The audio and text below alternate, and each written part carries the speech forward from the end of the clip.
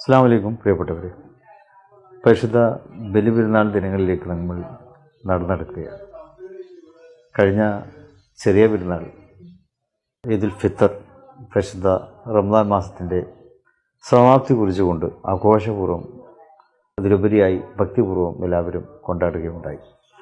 അതിനുശേഷമുള്ള നമ്മുടെ മറ്റൊരു ആഘോഷമാണ് ബലിപെരുന്നാൾ. പരിശുദ്ധ പ്രവാചകൻ സ്വല്ലല്ലാഹു അലൈഹി വസല്ലം തന്നെ നമുക്ക് കനിഞ്ഞേകിയ രണ്ട് ആഘോഷ ദിവസങ്ങൾ, അതാണ് ഈദുൽ ഫിത്തറും ഈദുൽ അദ്ഹയും.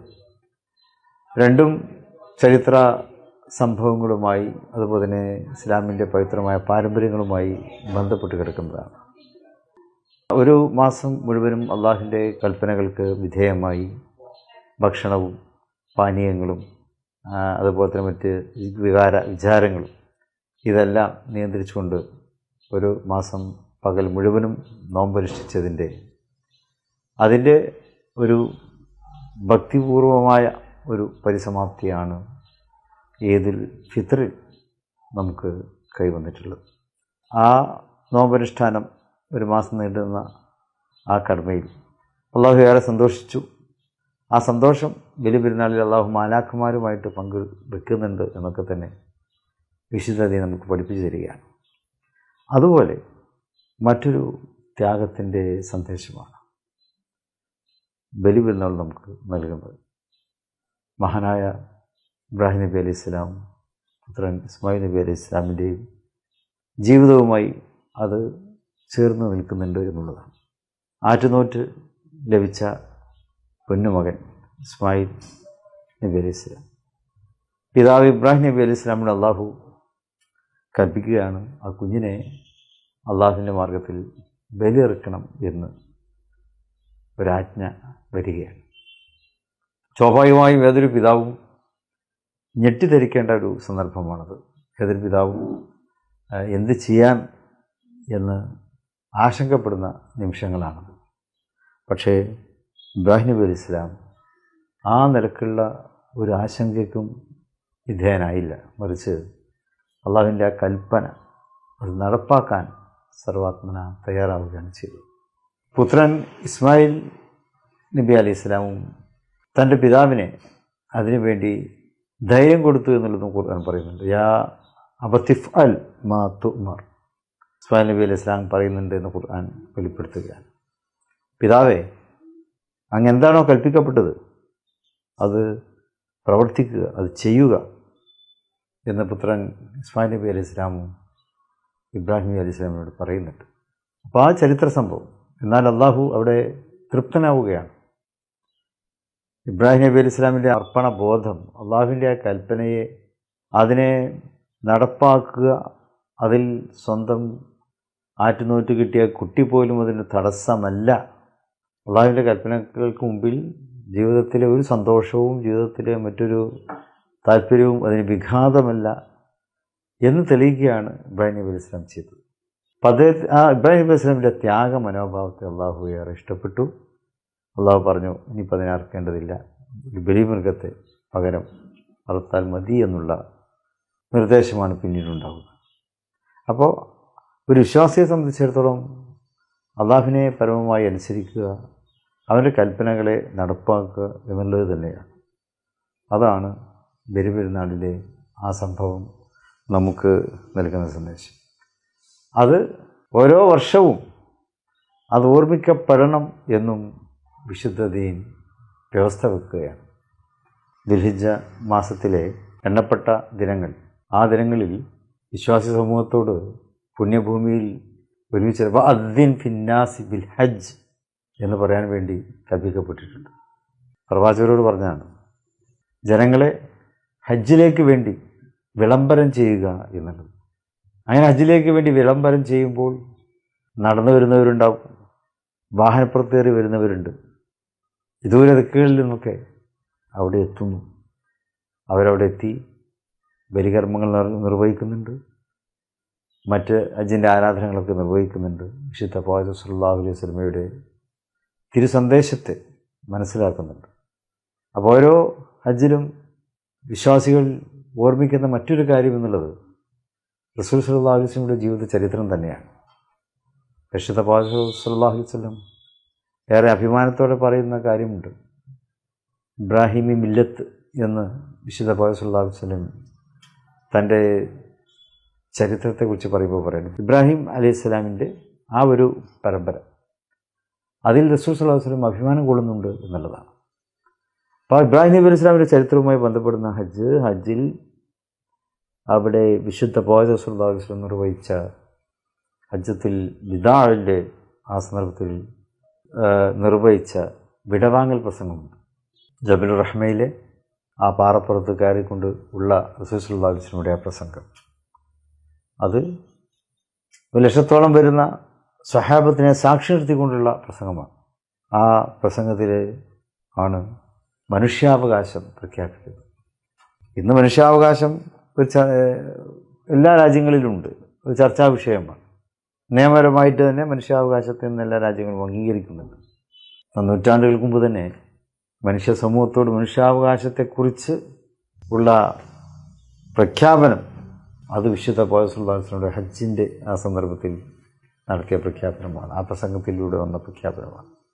അത് അന്യൻ്റെ ധനത്തിൽ, അന്യൻ്റെ ശരീരത്തിൽ, അന്യൻ്റെ അഭിമാനത്തിൽ അതിനൊക്കെ വില കൽപ്പിക്കണമെന്നാണ് പറഞ്ഞിട്ടുള്ളത്.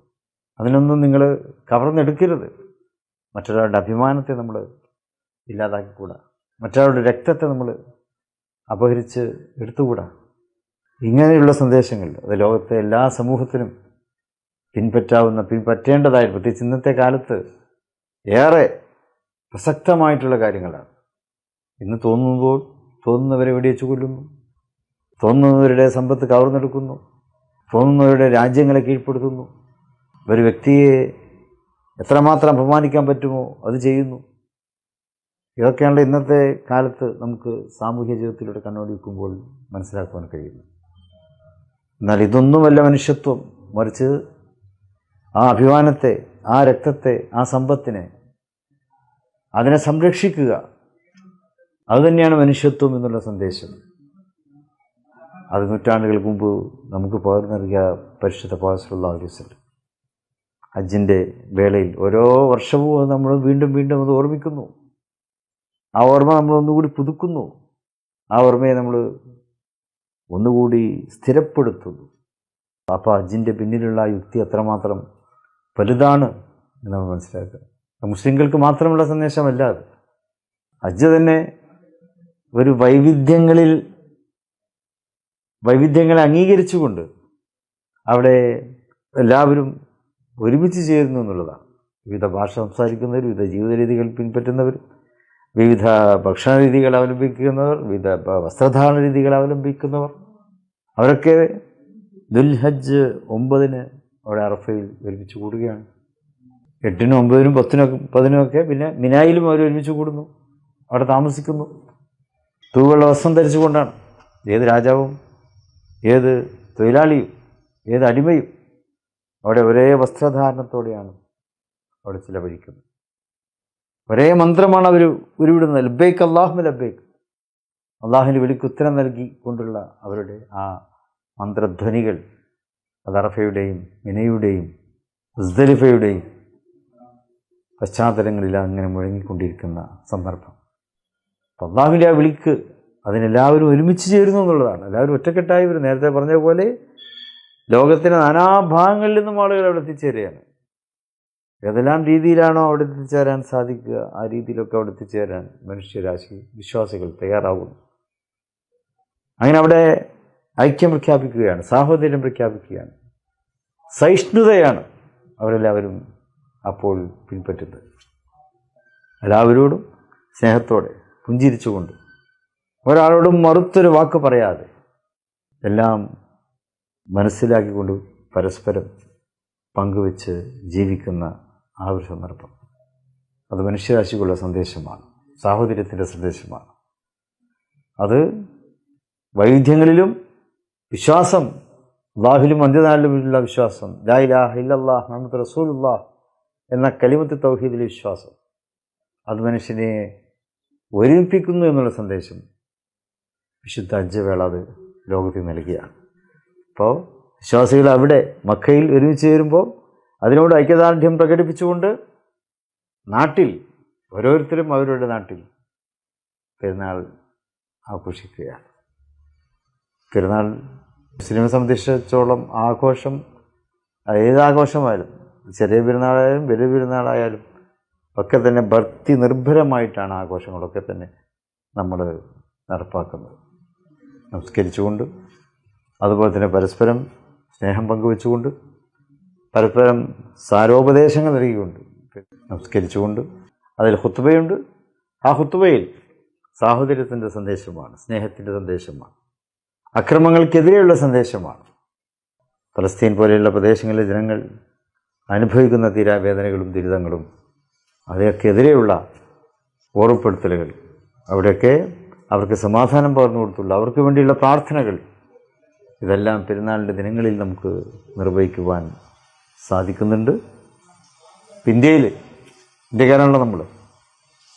ഇന്ത്യയിൽ നമ്മുടെ അതിർത്തിയിൽ നടന്നുകൊണ്ടിരിക്കുന്ന അസ്വാരസ്യം, അവിടെ രാജ്യത്തിൻ്റെ സുരക്ഷിതത്വത്തിന് വേണ്ടി, രാജ്യത്തിൻ്റെ സംരക്ഷണത്തിന് വേണ്ടി, രാജ്യരക്ഷയ്ക്ക് വേണ്ടി പ്രാർത്ഥിക്കുവാനുള്ള അവസരം കൂടിയായിട്ട് ഈ പെരുന്നാൾ ദിനത്തിൽ നമുക്ക് നമ്മുടെ ആ രീതിയിലും പ്രാർത്ഥിക്കുവാനുള്ള ബാധ്യതയുണ്ട്. റബ്ബിൽ വത്തനി മിനൽ ഈമാൻ, സ്വന്തം രാജ്യത്തെ സ്നേഹിക്കുക എന്നുള്ള വിശ്വാസത്തിൻ്റെ ഭാഗമായിട്ട് പഠിപ്പിക്കുന്ന പരിശുദ്ധ ദീനാണ് ഇസ്ലാം ദീൻ. അപ്പോൾ നമ്മുടെ രാജ്യത്തിന് വേണ്ടി പ്രാർത്ഥിക്കാൻ കൂടിയുള്ള ഒരു അസുലഭ സന്ദർഭമാണ് ഈ ബലിപെരുന്നാളിൽ, ആ പ്രാർത്ഥനാ ദിനത്തിൽ നമുക്ക് ചെയ്യുവാനുള്ളത് എന്നുകൂടി ഓർമ്മപ്പെടുത്തുക. എല്ലാവർക്കും ഹൃദയംഗമമായ ബലിപെരുന്നാൾ ആശംസകൾ നേർന്നുകൊള്ളുന്നു. അസ്സലാമു അലൈക്കും.